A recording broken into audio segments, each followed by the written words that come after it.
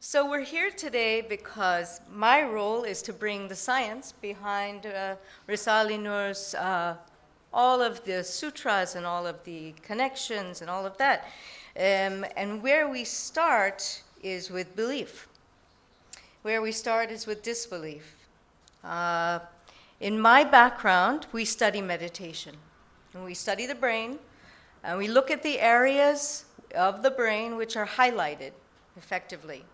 And as you can see from the slide, when humans perform deep levels of positive action, positive thought, we see lit up portions of the brain, activated. What that means is it's working. And believe it or not, this is during meditation. You would think that during meditation you're, at peace and ease and you're doing nothing. But actually, your body is doing a lot. This is genetically embodied within your actual framework. You don't have to do anything for this to happen. So you surrender willingly. You go into that state before sleep, for example. You know that state just before you're about to fall asleep, that state. Or what about when you daydream? You know, daydreaming when you're driving a car or you go off a little bit, this is meditation. Believe it or not, it's that simple. Now here you give up your control, and so you're seeing by nature, by natural laws, we are actually giving up free will. We're following destiny.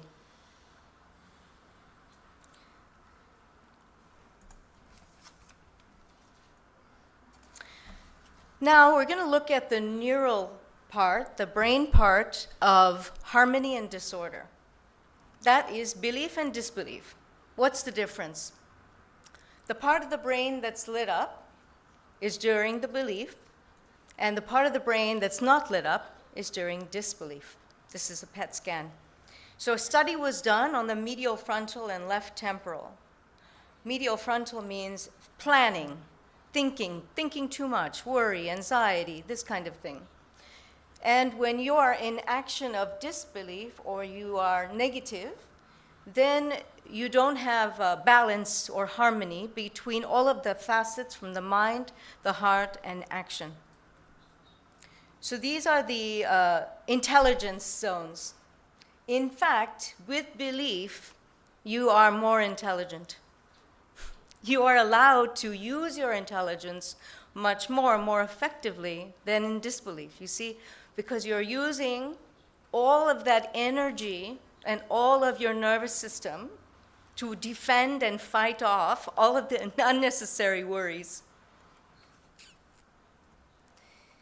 So we're going to look at hope, belief, as Syed Nursi has emphasized. Belief is both light and strength. When he talks about strength, this is really to the previous slide, when we were talking about the strength in your ability to make decisions, the strength in your ability to be one, to feel a sense of unity. So here we're going to talk about a reciprocity, which means that I give to you and you give to me, naturally.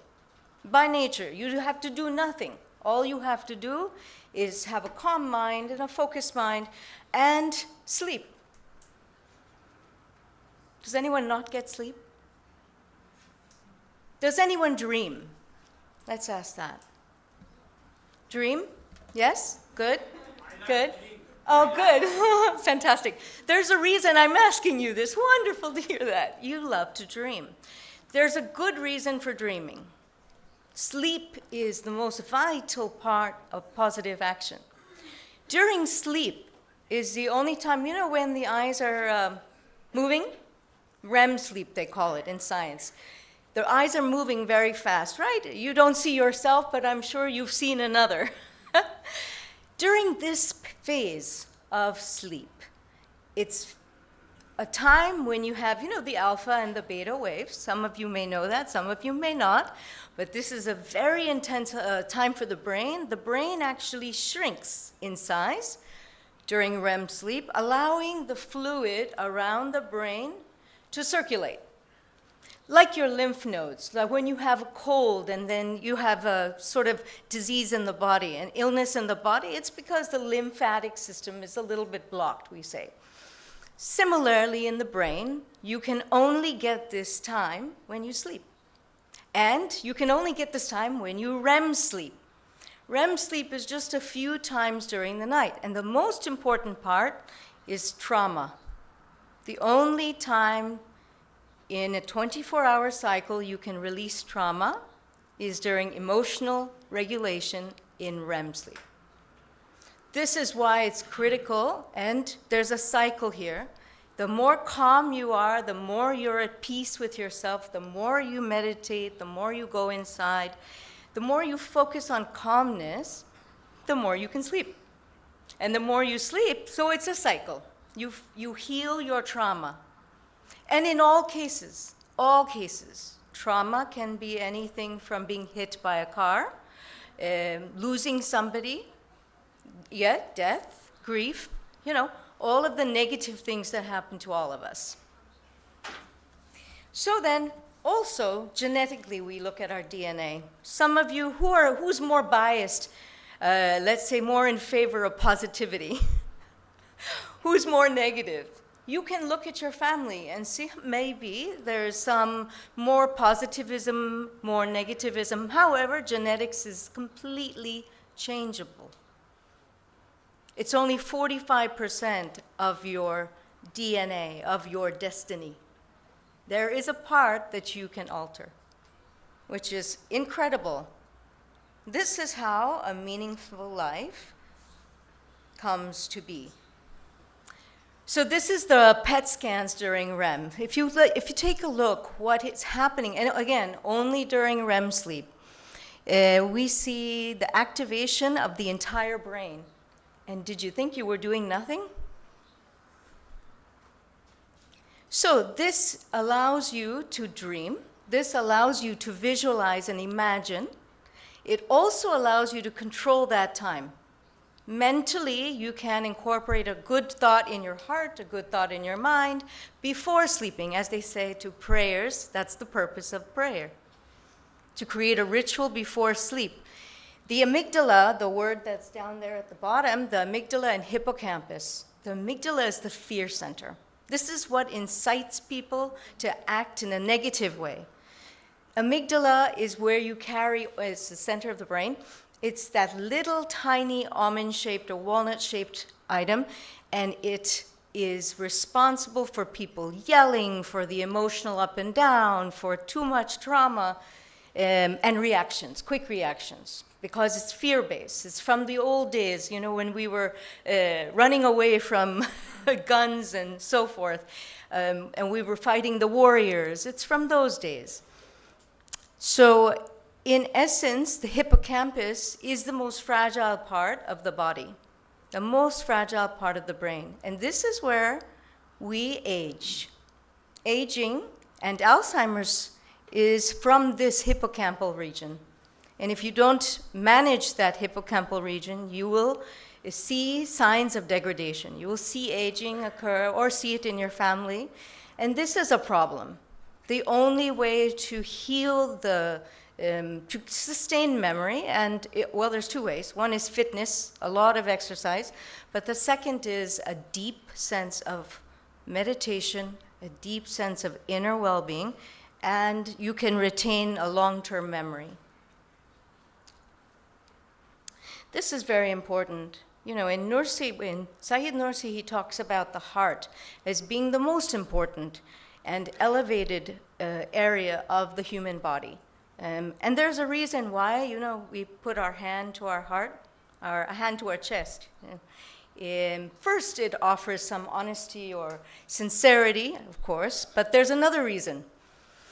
There's actually receptors, electricity, let's say, receptors on the hand and receptors on the heart. So when you use your hand to your heart, you're creating a magnetic and electrical impulse, naturally, because our heart is electrical and magnetic, and so is our brain. And when you apply this, this is an energy force, electrically. It also has receptors. So you're basically applying it here. You cannot lie when you do this. There is not possible for you to be dishonest. It encourages, this movement alone is complete positivity. It's all you have to do. And you stimulate the cardiac muscles, you stimulate the interoceptors to speak a good language to everybody. And then it puts this positive feeling to everybody. It creates much happiness, and it's an easy thing to do.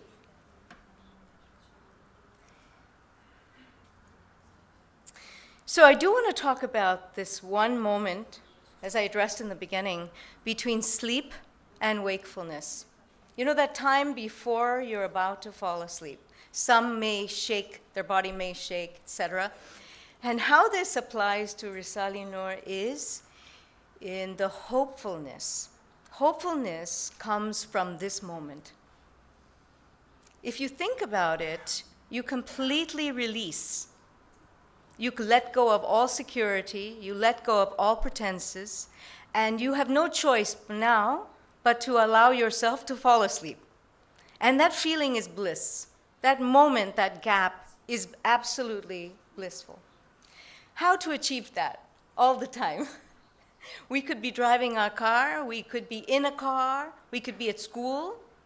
And so this moment is very important to orient positivity, negativity, belief, disbelief, harmony, disharmony. You see, this is a focal point. This moment is like a diamond. This is bliss. Now, how do you encapsulate this at all times? There are peak experiences which come from, have you ever had an epiphany, an aha moment, a reflection? You sit maybe in the shower and you receive information and you're saying, oh yeah, that's right, that's amazing. It's amazing because it's true. These are highlights, these are insights, these are moments of divine coming through to you because you've allowed that connection, you've allowed that messaging, you've allowed that belief. And you have nothing to do. This is in your body, this is in your DNA, and this is in your consciousness from a scientific perspective. So here we talk about a meaningful life, and the reason for a meaningful life. Some people, when they don't receive that stability or that security, they feel that they're not living a meaningful life. And I think everybody feels they need to live such a important and reason for being here, etc. But that can only be when you have the self-cognition with divine connection. That stability is very, very important. And so recently they've done many, many studies on that moment, again, where you can use that moment and maximize that. The deepest connection can be said from your prayers, from yourself, retaining all of the messages. Don't worry about the trauma and the anxiety. That'll be taken care of during your sleep. You have no other role but right before you feel a sense of peace. This is very important. This is also the distinction between ego and disbelief. What is ego? We talk about categories, right? We categorize everything. The moment you have a mental perception, the moment you think, the moment you have a cognitive perception, you're categorizing it. Oh, he is he and she is she. We're not all human. We're all human. We're all the same, different physically, but the same essentially. In the DNA, yes, slightly different. The fingerprints are slightly different. We have various little differences. But these are more important for the unifying factor. We're all made up the same way. Regardless whether you have a limb, you don't have a limb, it doesn't matter. What truly, truly matters is the essence of inside. And how do you cultivate a benevolent essence? You do that by contemplating continuously, repeatedly, all the positive sayings, all the positive sutras, the prayers, etc. Do not worry about everything else. That'll be taken care of. There's nothing you can do when it comes to destiny, so you might as well allow it to proceed. Thank you very much. This was a trip